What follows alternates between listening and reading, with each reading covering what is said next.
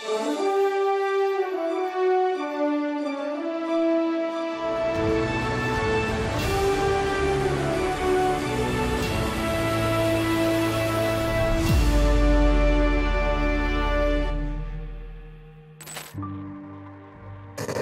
ang magnitude 6.7 na lindol alas 9:59 kagabi Setyembre 30 ng Bogo City, Cebu. Naitala rin ang 559 na sugatan at higit sa 128,000 na pamilya. Hig ng magnitude 7.6 na lindol sa silangan ng Davao Oriental. Nabalot ng takot ang malaking bahagi ng Mindanao matapos yanigin ng lindol ang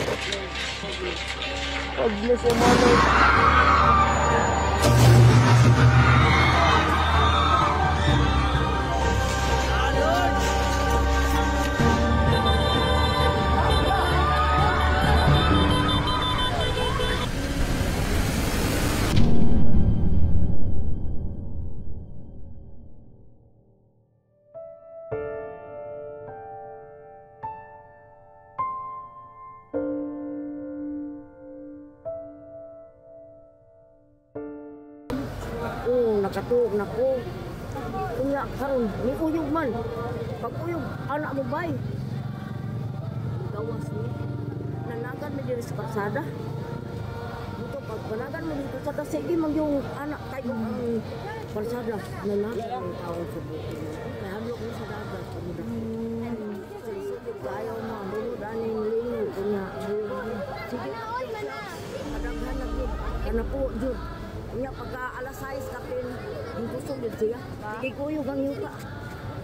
Kami ganito nagkuyog ma'am ko sa ibabaw. Nagtrapal-trapal ang taon min. Nabiyak sa mong balay kay naniki. Huwag din ako iluwag ang akong ako kay 4 anyos babaya. Parehas karon nilugsog ko gikan sa ibabaw. Kaya naon sa ibabaw. Lugsog ko dito sa akong isuot. Abot na po niya sa Maydan. Gusto kayo. Alas 6 kapin. Gusto kayo. Ato nakabatyag mo ba kakulba narami ato gas tesa kay mahadlok man mo gawas na worry ko kay nabe kan manghod na gamay ko mga anak sila ibili na mo sa kalsada kay ako na lang mo sa babaw kay maghikay para nami kaunon sa ubos nga pareha ganiya nga kusog kay ang linog nga katulog siya ng balik ma'am ay kinasa babaw mo balay nananabay mga crack wala od nga damage sa balay nga nasa ina nga lupag pero naman goy mga crack nga mahugma kira nabalik naman siya ma'am nabalik ra siya dayon ang amoadri tubig kulang na mo ligo og panginom mabitaw nga ug naay mo hatag na mo tubig dawat jud mi ma'am kay gamit jud kay siya namo karon pa na tubig nga mo ang tent nga makapasilungan siya nang maamo ajud ma'am ba aw na pud ang tent wala na may tapang dili safe ang kapal ma'am kay mabasa man gyapon miguan importante na mo ma'am safety ang mga anak bala na may mga dagko kasama mga anak safety lang kahigdaan ang hapit kami mga matay ani diri ma'am kulba nagdurog na gani akong duguhan ma'am iya po siya after shock ma'am nga na jud ko tabang ng taon ni nga maluwas ni kay sukad sa akong kabata karon pa jud ni natano dinani right.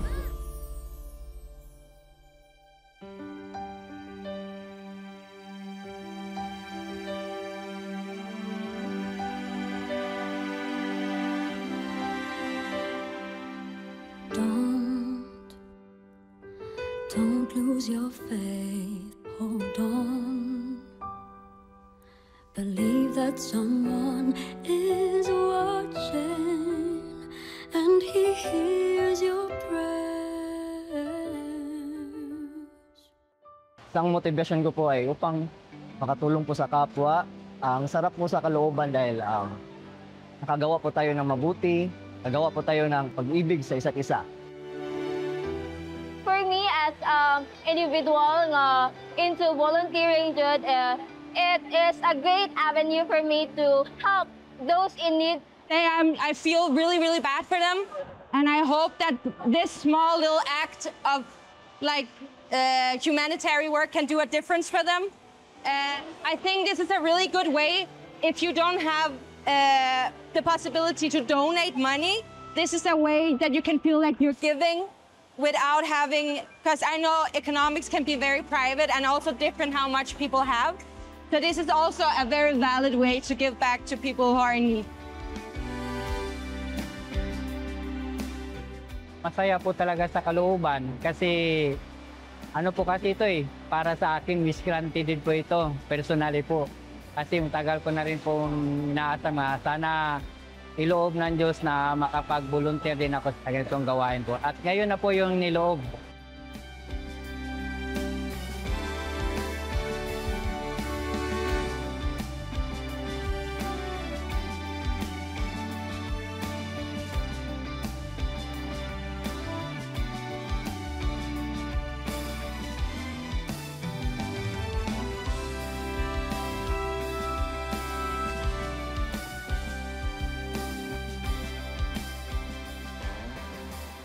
Anumang mabuting gawa, samantalang tayo'y may pagkakataon, gawin natin. I-grab natin ang bawat opportunity. At bawat araw, napakaraming mabuting gawa na pwede nating magawa.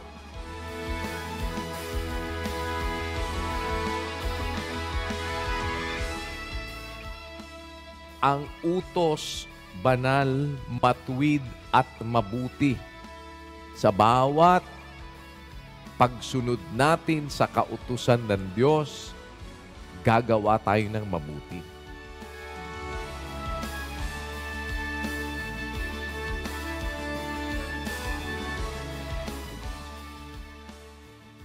Pasalamat ka niya po sa Ginoo na bulo pa. Ginoo ma'am, sa inyong tabang, atak, basic, sa diri sa tabang.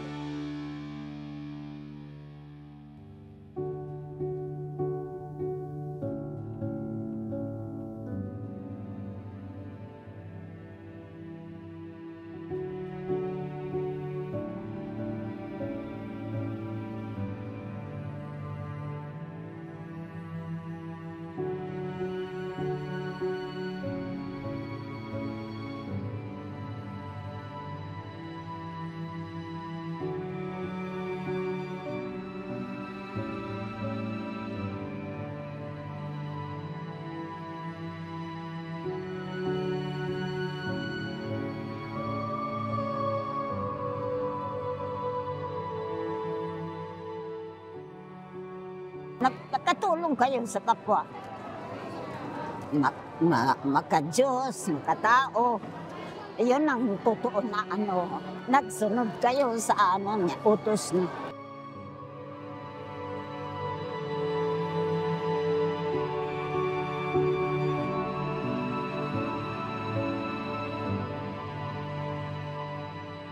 Dininig niya ang pagdarasal namin. Yun lang pasalamat ko sa Panginoon. Yung katulong nyo na ngayon dumating, tsaka may libreng check-up, tsaka libreng pamimigay ng gamot. Malaking pasalamat namin yun. First time na ngayon may nagpunta ng ganito, libreng check-up. First time talaga.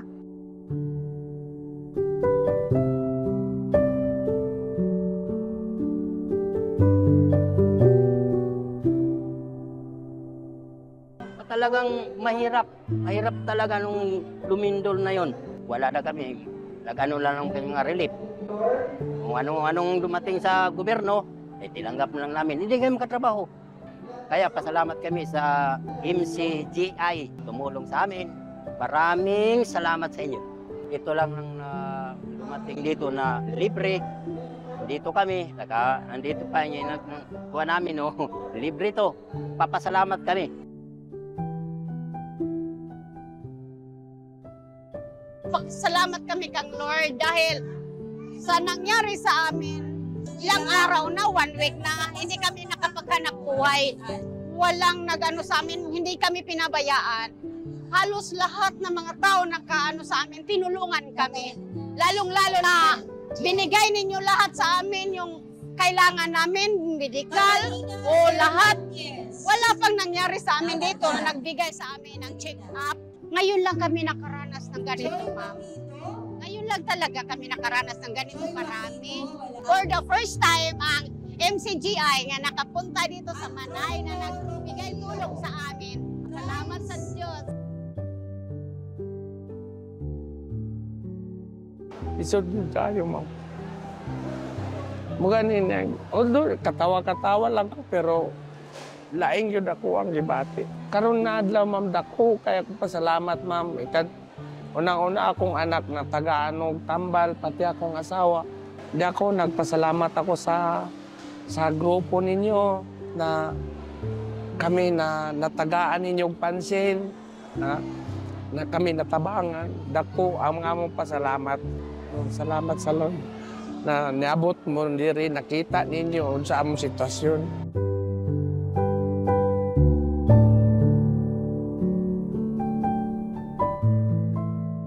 Thankful pa rin po ako sa experience kasi parang foreign po kasi na parang i-offer po yung psychological first aid kasi yung ino-offer po usually is yung physical, dental, optical. So parang isa po ito sa naging paraan and masaya po ako na sa pamamagitan ng iglesia natin, nakabahagi po tayo at sa mga susunod po na mga gagawin ulit natin, baka mas dumabi pa po ang makatulong po. Malaking pasasalamat ko sa MCGI nga na dumating kayo dito.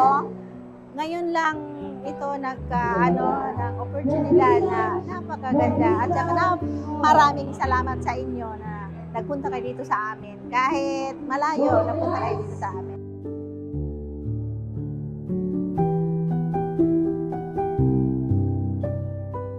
Sa panahon ng kabagabagan, sa panahon ng kasakunaan, lagi huwag nating kalilimutan, sa lahat ng bagay, magpasalamat kayo sapagkat ito ang kalooban ng Diyos kay Kristo tungkol sa inyo.